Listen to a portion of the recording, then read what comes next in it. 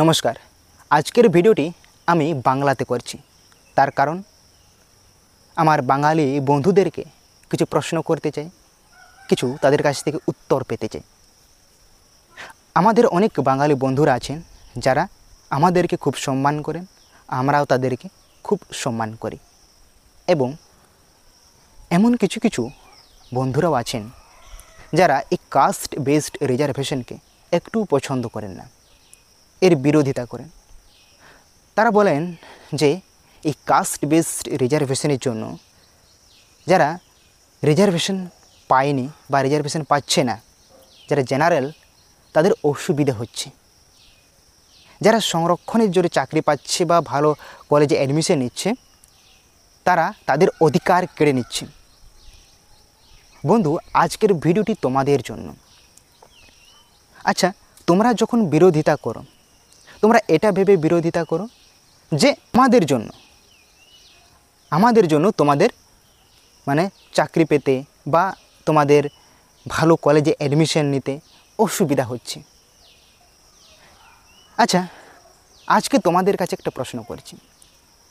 তোমরা তো দেখতেই পাচ্ছ যে অনেক আছেন যারা এসটি নন, তারা এসটি সার্টিফিকেট তৈরি করে, ফেক কাস্ট সার্টিফিকেট তৈরি করে আজকে চাকরি নিচ্ছেন, আজকে নিট জেই এরকম পরীক্ষাগুলো দিচ্ছে এবং সেগুলোকে কোয়ালিফাই করে তারা দিব্যি আছেন। এই দেখুন, এগুলো হচ্ছে তার প্রমাণ। এরা কারা এসটি নয়, অথচ তারা এসটির ফেক কাস্ট সার্টিফিকেট তৈরি করে তারা দিব্যি সংরক্ষণের সুযোগ সুবিধা নিচ্ছেন। যখন কোনো এসটি বা এসসি বা ওবিসি তাদের সংরক্ষণ এর মাধ্যমে, যেটা তাদের সাংবিধানিক অধিকার, সংবিধান তাদেরকে অধিকার দিয়েছে, সেই সময় এই যে যারা কাস্ট বেসড রিজার্ভেশনকে বিরোধিতা করো, সে সমস্ত বন্ধুরা আজকে তোমরা কোথায় হে? আজ যখন ফেক কাস্ট সার্টিফিকেট নিয়ে তোমাদের লোকগুলো এত এত চাকরি নিয়ে নিচ্ছে, যেটা অসাংবিধানিক, যেটা একটা ক্রাইম, অপরাধ, তাদের বিরুদ্ধে কিছু কথা বলছো না কেন? কেন বলছো না যে ওটা আমাদের নয়, ওটা যারা এসটি এসসি তাদের সংরক্ষণ আমরা কেড়ে নিচ্ছি? তোমরা বলো যে সংবিধান তো মাত্র 10 বছরের জন্য এই রিজার্ভেশনের কথা বলেছিল, এতদিন পর্যন্ত কেন চলছে? কিন্তু আজকে এইটুকু তোমরা আওয়াজ তুলতে পারছো না যে ফেক কাস্ট সার্টিফিকেটে যারা এই রিজার্ভেশন নিচ্ছে, যারা এই সুযোগ সুবিধাগুলো নিচ্ছে, তাদেরকে কিছু শাস্তি দেওয়া হোক, তাদেরকে কঠোর শাস্তি দেওয়া হোক? কেন বলছো না? কেন তোমাদের আওয়াজ বন্ধ হয়ে গেছে?